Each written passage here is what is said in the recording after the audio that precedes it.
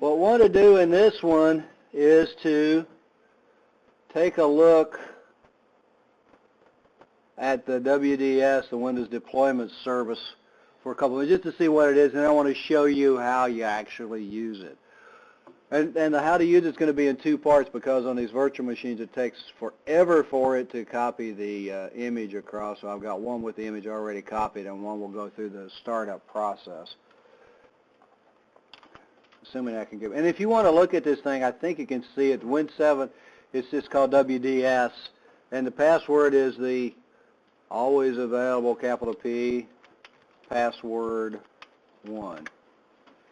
When you get into it, after it's deployed, it's already started here, but in the program, or actually in Administrative Tools, Windows Deployment Services would start this thing.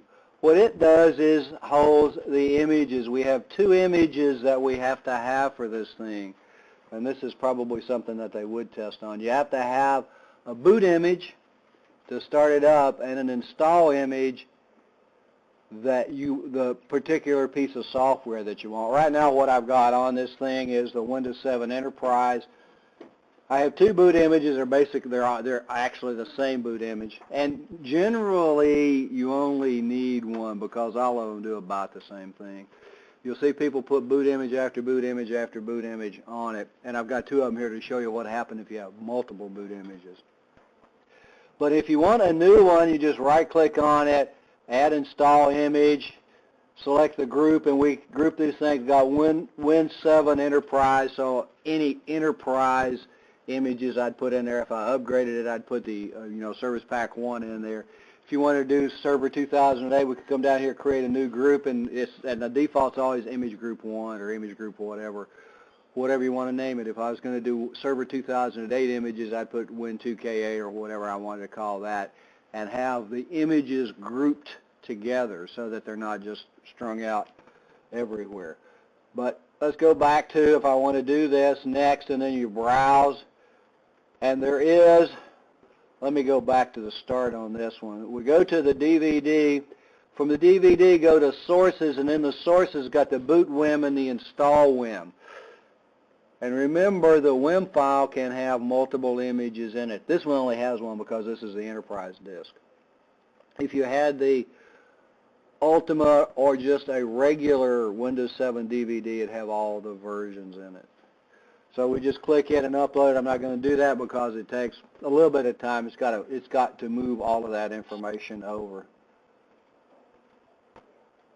And if you look at the properties of the image, the boot image here, boot image is 840 meg.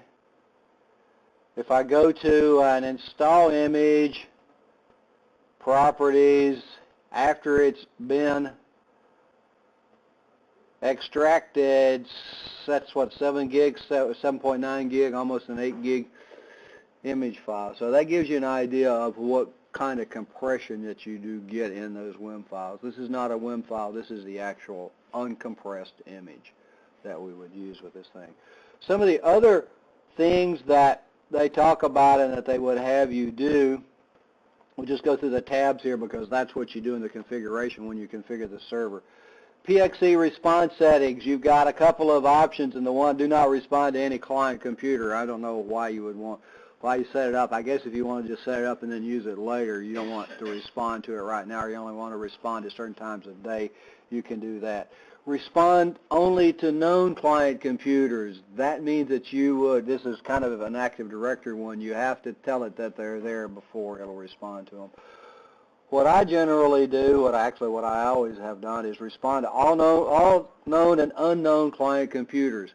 What you can do here if you want, and we haven't talked about permissions, we will later, but you can set up your Ntfs permissions so that users only see certain images, and those are the ones that they can use. So you can control what images individuals can see by using permissions here. Directory services, what this does, and the requirements to install WDS, I guess I should have said that first.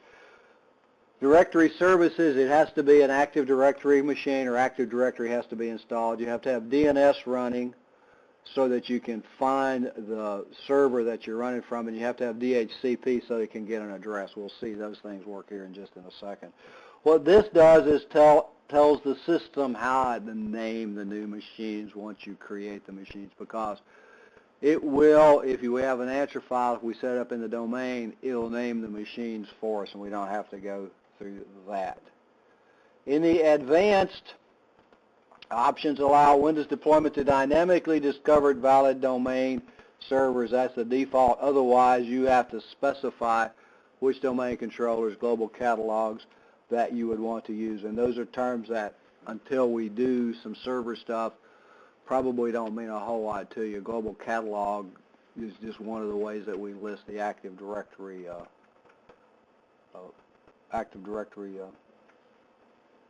files.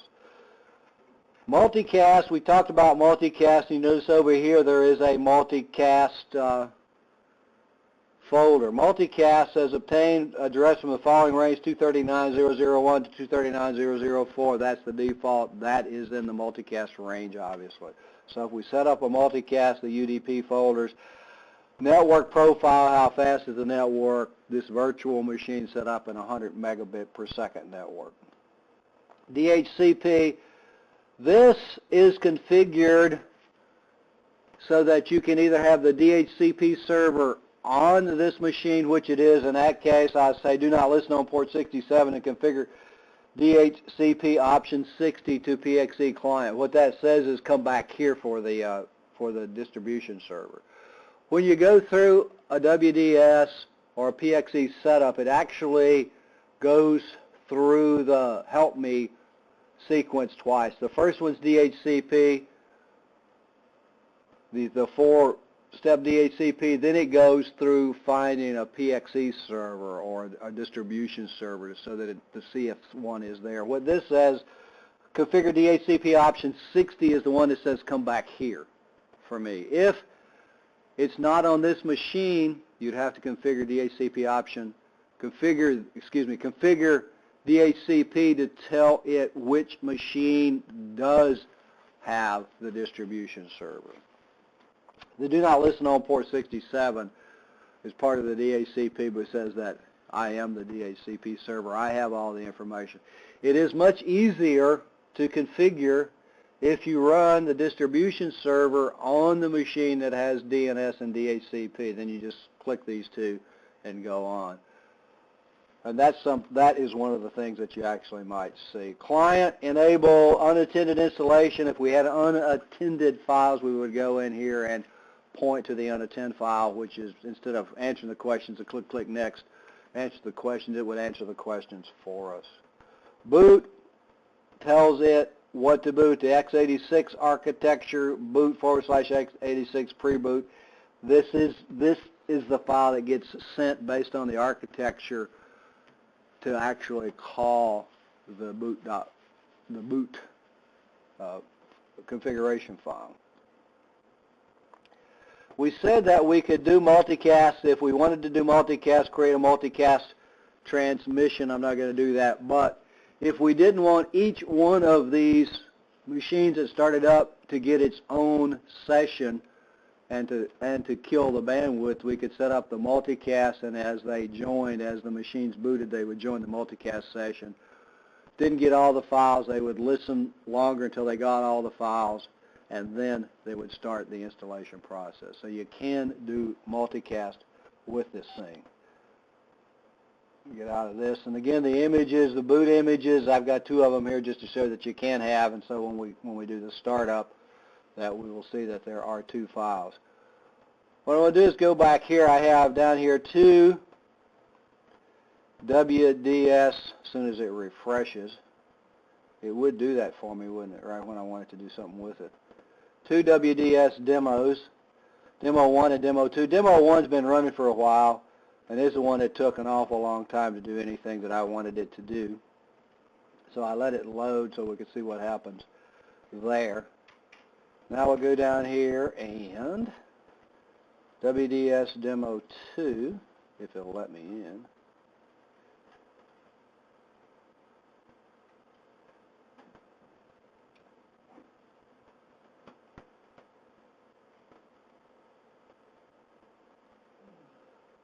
Maybe I've got a compatibility issue, huh? Compatibility mode issue. Because where you have the compatibility issue is in startup. So I did have, and it's gone through, and I didn't do the things that were necessary for WDS, and it says, okay, put in the boot media. There is nothing on this machine. There's a DVD drive, but there's nothing installed in it. So to get back to it, I'm just going to go down here and reset the machine. Am I sure I want to do that? I hope I'm sure I want to do that. It would be nice if it did what I asked it to do.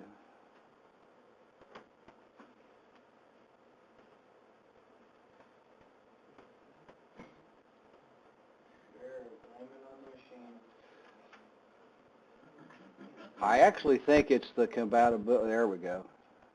There we go. Okay, when we get in here, it's going through its boot process. Now we get to PXE. It's looking for a DHCP server. And Net Gateway, press F12.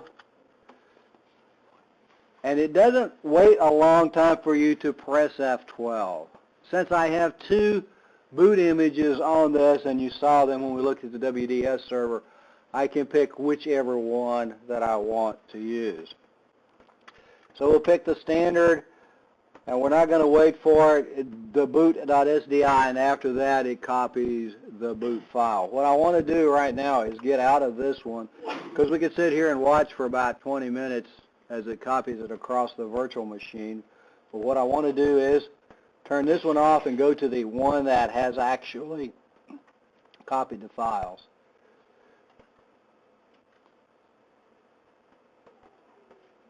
Demo 1, once you let it go for a while, this is what you're going to get, and then we're just going to say next. What this does is instead of having the media that we would use, we just use the files, and then it asks me to log on. Well, I'm going to have to log on with a user that has a user on that WDS server, and the only user there is administrator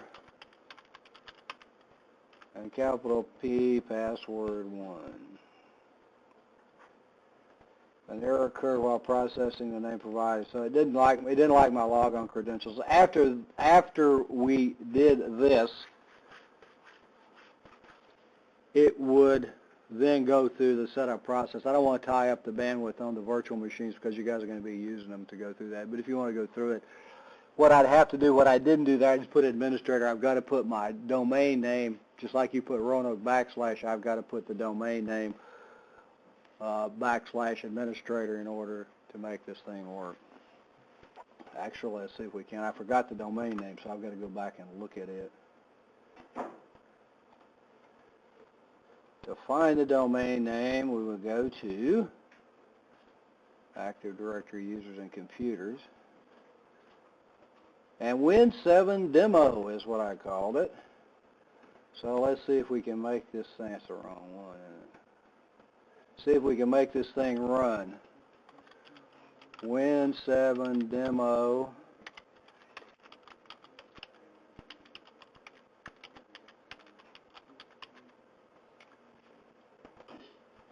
If I can get logged on, and it like that, the rest of it is going to be just like everything else. I've only got one image, so that's the only image I can pick, which is the Windows 7 Enterprise.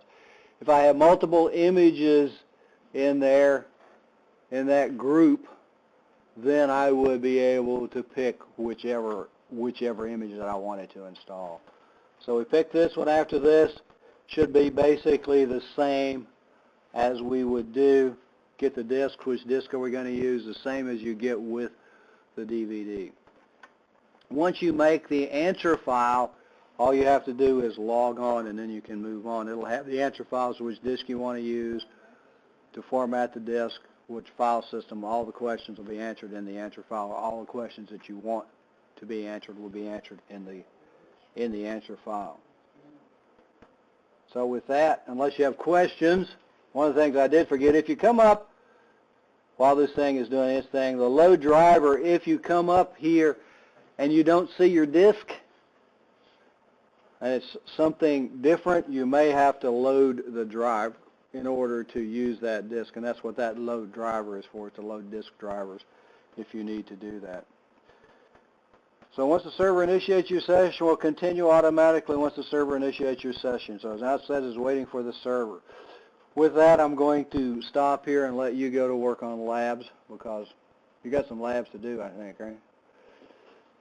Okay, I'll quit now. Unless you got questions. Not yet. Not yet? I will when I start doing labs. Okay. That's good. When you start doing labs, that's a good time to have questions.